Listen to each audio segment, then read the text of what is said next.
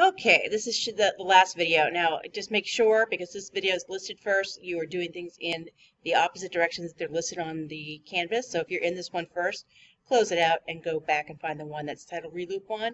Thank you.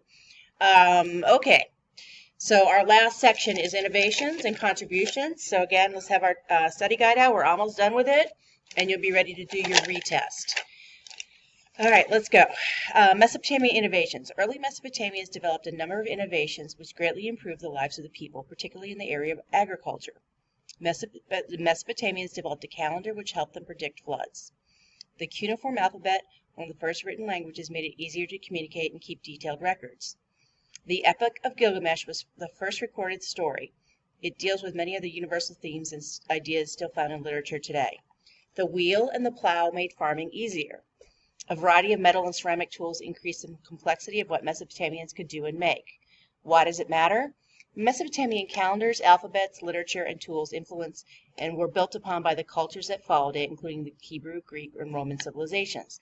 Because Mesopotamians kept such detailed records, their clay writing tablets were so durable, historians have been able to learn a lot about their daily lives.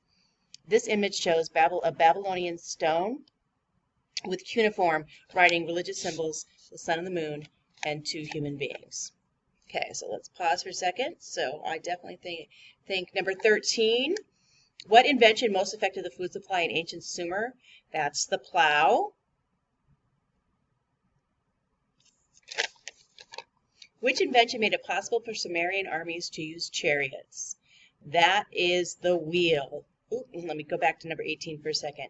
What evidence shows that Sumerians lived after the Stone Age? They made metal tools. What evidence found by archaeologists shows that Sumerians were not prehistoric? They wrote cuneiform on clay tablets. Why would the Sumerian cuneiform be important to historians? Because it's a primary source of the way daily life in Mesopotamia. Okay, let's move on to the next thing. Hammurabi's Code.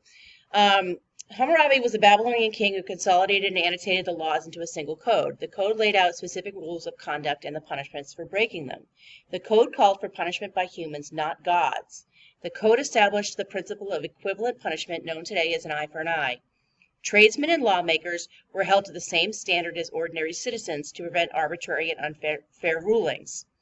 The code explicitly called for protection of the weak and unfortunate, orphans, widows, and the downtrodden. Why does it matter?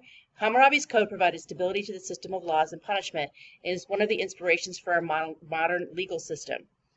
Hammurabi receiving the laws from Shamash, the god of the son of justice. Okay, so we have a Hammurabi's Code question on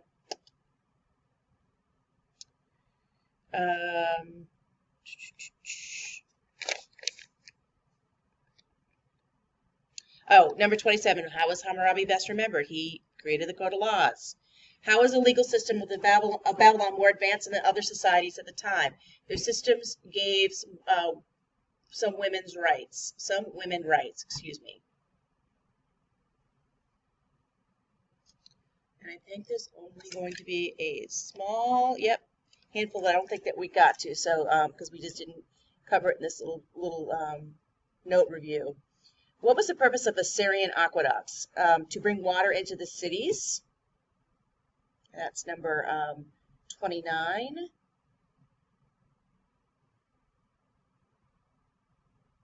Oh, number 20. Which innovation added strength and beauty to Sumerian buildings?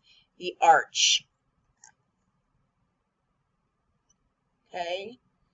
I think I got them all. If I didn't, come up to the help desk and I will personally go over this with you before you start your retest, okay?